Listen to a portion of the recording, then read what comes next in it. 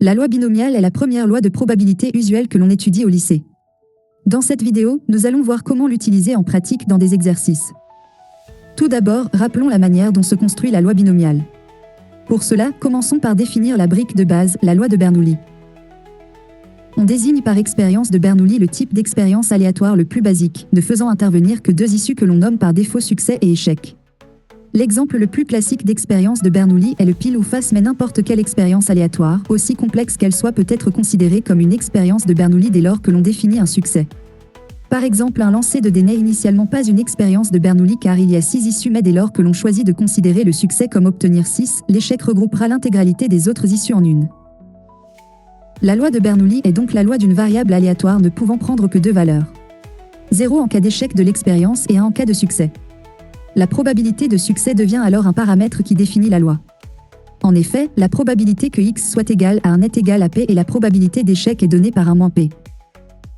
L'espérance et la variance d'une variable de Bernoulli se calculent facilement.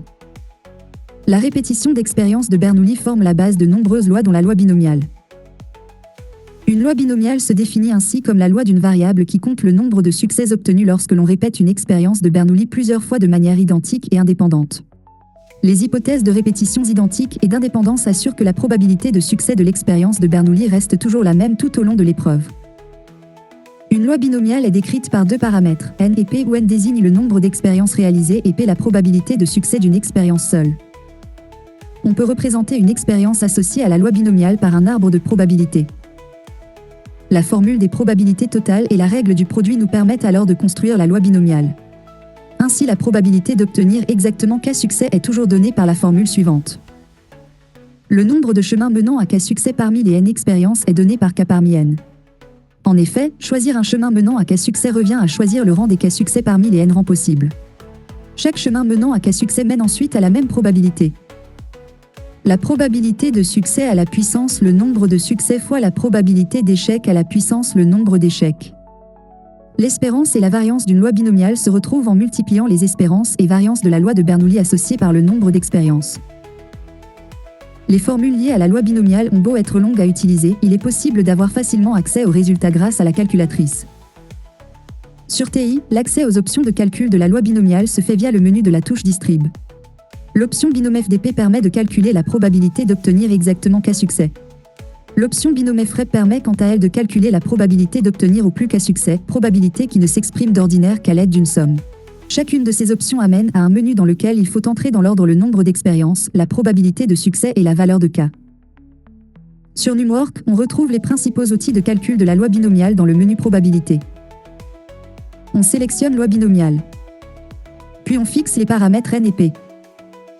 Dans la fenêtre suivante, on peut accéder aux différentes formes de probabilité en sélectionnant le bon schéma en haut à gauche.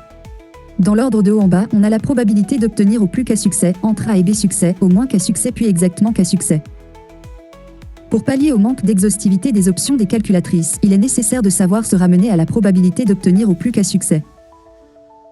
Tout d'abord, une variable de loi binomiale ne pouvant prendre que des valeurs entières, il est possible de transformer un symbole inférieur strict en un symbole inférieur ou égal en décalant la valeur de k d'un rang. Ensuite, il est possible de changer le sens d'une inégalité en passant à l'événement contraire. Attention cependant, cette technique transforme également les inégalités strictes en inégalités larges et inversement.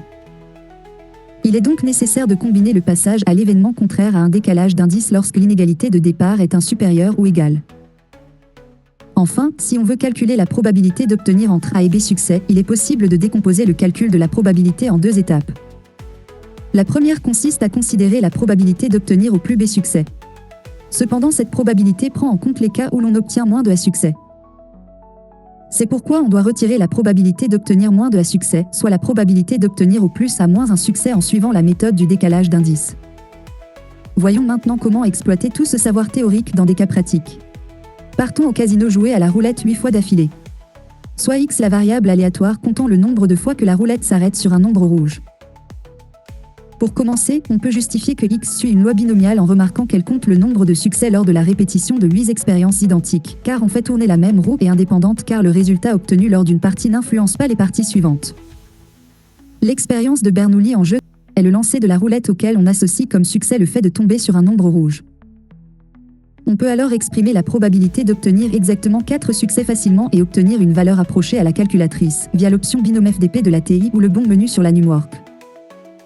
De même, en utilisant les techniques de calcul vues précédemment ou le bon menu sur Numwork, on peut calculer les probabilités d'obtenir au moins 5 succès. Ou encore la probabilité d'obtenir entre 3 et 6 succès.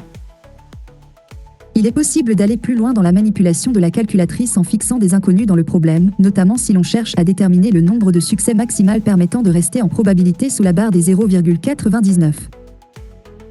Sur TI, on peut se rendre dans le menu de la touche fonction et utiliser l'option binôme FREP et en complétant les paramètres en laissant un paramètre variable. On peut ensuite afficher le tableau de valeurs en allant dans le menu de la touche table. Et aller chercher la valeur seuil, ici égale à 6 car c'est la dernière valeur associée à une probabilité inférieure à 0,99. Sur la Numwork, c'est dans le menu grapheur qu'il va falloir entrer une commande similaire à binôme FREP accessible via la boîte à outils. On affiche également le tableau de valeurs associé à la loi de X. Enfin, il est possible d'allier la loi binomiale à la fonction ln dans le cadre de la recherche de la valeur du paramètre n. Cela est possible dès lors que l'on est capable de faire apparaître la probabilité de x égale 0 ou x égale à n, seule probabilité dans lesquelles n n'apparaît en inconnu qu'une seule fois car le coefficient binomial se simplifie. Autrement, il est toujours possible d'utiliser la technique de l'exemple précédent à la calculatrice en choisissant correctement la place de la variable.